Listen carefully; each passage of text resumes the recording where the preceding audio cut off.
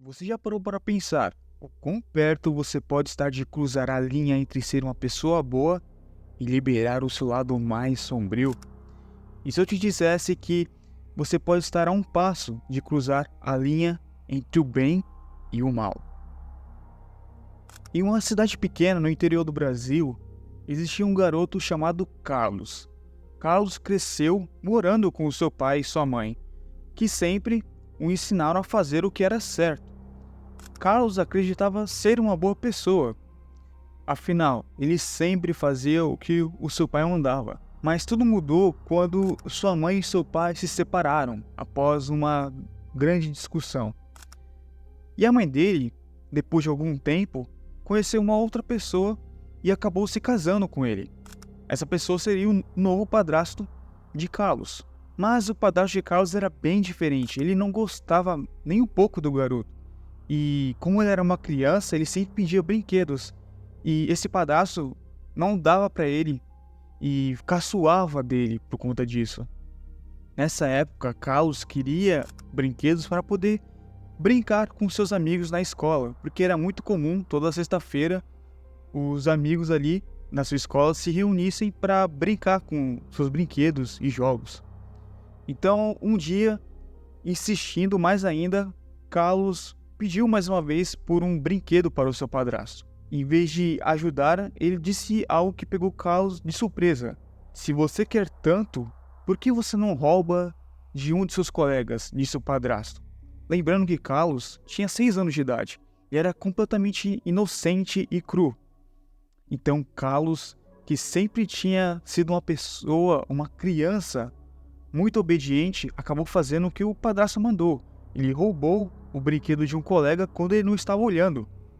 Mas não demorou muito para que descobrissem isso. Então, quando a professora chamou Carlos para perguntar o porquê ele tinha feito aquilo, ele simplesmente olhou e respondeu: "Eu fiz porque o meu padrasto mandou." Bom, agora depois dessa história, pensa comigo. Carlos sempre se viu como uma pessoa boa, uma criança boa. Ele acreditava nisso porque sempre fazia o que os adultos mandavam. Alguém com uma autoridade maior que a dele. Mas quando o seu padrasto disse para ele fazer algo errado também, ele obedeceu sem questionar. E isso me lembra bastante o julgamento de Nuremberg. E para quem não sabe, depois da Segunda Guerra Mundial, quando a Alemanha perdeu a guerra, eles foram julgados ali e o nome desse julgamento era esse.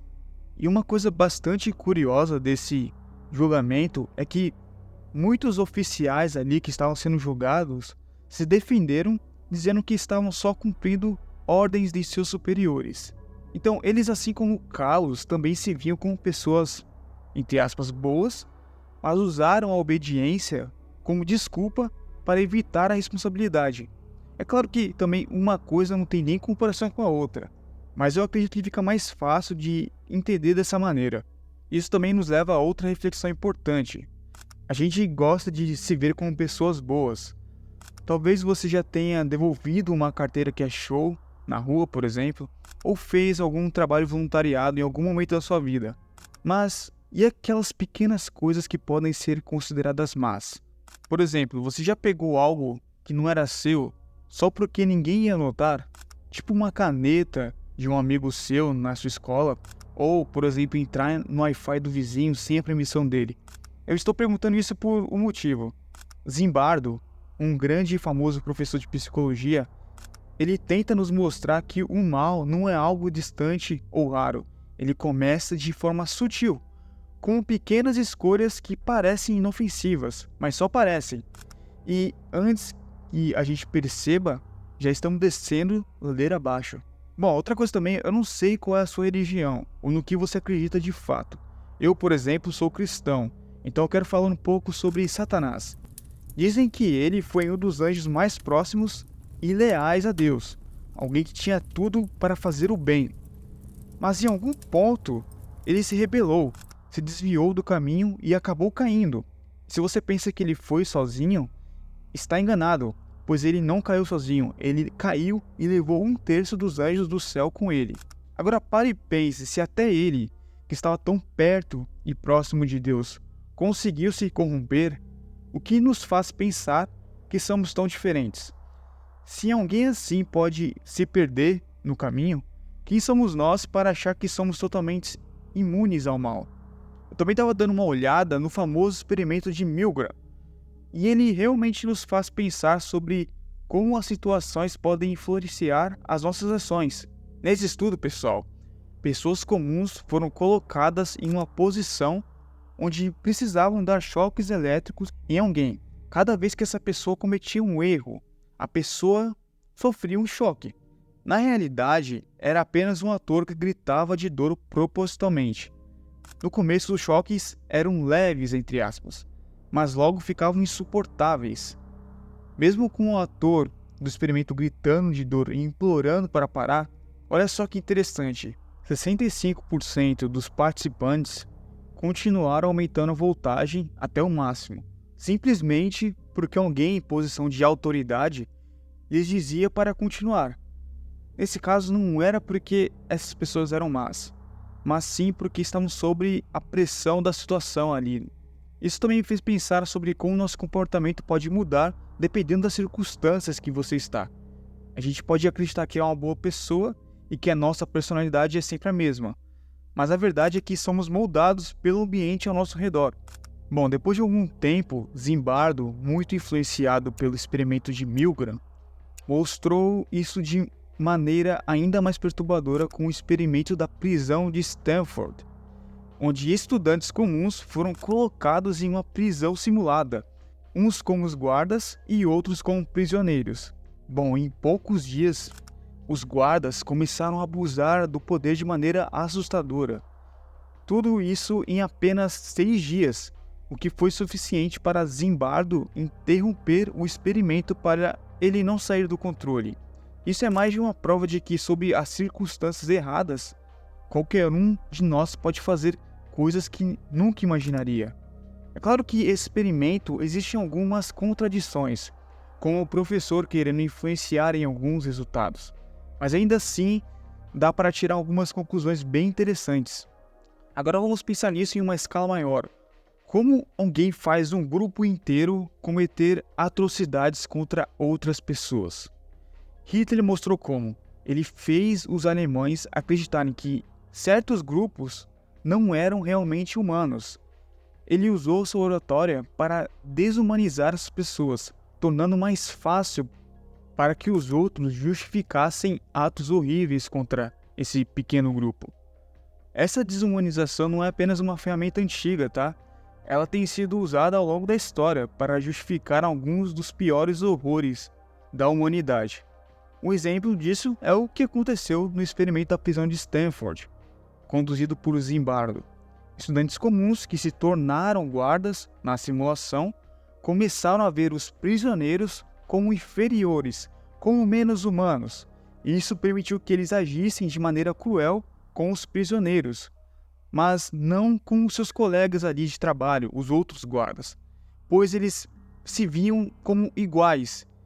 Eles desumanizaram os prisioneiros. E o mesmo processo aconteceu durante o regime. Os oficiais e soldados não viam as vítimas do Holocausto, por exemplo, como pessoas iguais a eles. Aos olhos deles, esses grupos eram inferiores e menos humanos, o que facilitava a justificativa para a brutalidade. Eles podiam ser gentis e normais com os soldados alemães, as pessoas que conviviam ali em volta deles, mas quando eles olhavam, para um grupo que foi desumanizado por eles próprios ali, eles não tinham piedade nenhuma. Agora, outra coisa que Zimbardo também nos mostra é como essa linguagem manipulada e ideologias poderosas oferece uma desculpa para atos malignos, permitindo que as pessoas envolvidas durmam tranquilamente à noite.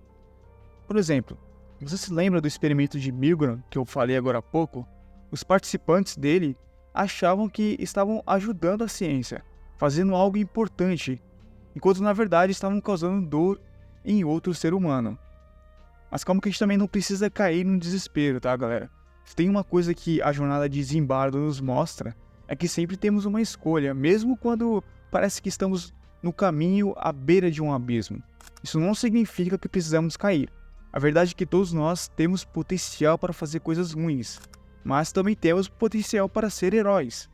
E no experimento de Milgram, por exemplo, alguns participantes, mesmo sob pressão, se recusaram a continuar o experimento.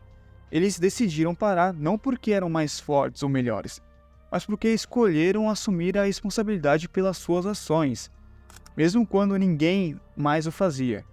Isso nos lembra que o poder de resistir ao mal não é algo com que você nasce, mas algo com que você escolhe a cada momento e a cada situação. Mas tem um detalhe importante: você precisa estar atento, disposto também a se levantar, mesmo quando é desconfortável, mesmo quando todo mundo ao seu redor está quieto. É essa a diferença entre ser um herói ou se tornar um monstro. No final, a linha entre o bem e o mal pode ser bem tênue, mas entender isso nos dá o poder de escolher com mais cuidado. Não se trata de seguir cegamente, mas de agir com consciência. Isso é o que realmente define quem somos. Agora, falando de escolhas, se você está cansado de ver as suas metas sempre escaparem das suas mãos, eu criei algo que pode ajudar. O meu e-book Jogue para Ganhar mostra como transformar as suas metas em um jogo, sem pressão e de uma forma divertida. É basicamente o valor de 2 caixas de bombom e pode ser o que você precisa para finalmente bater as suas metas de maneira gamificada e divertida. Eu vou deixar o link na descrição. Bom, esse foi o vídeo e até o próximo vídeo. Tchau, tchau!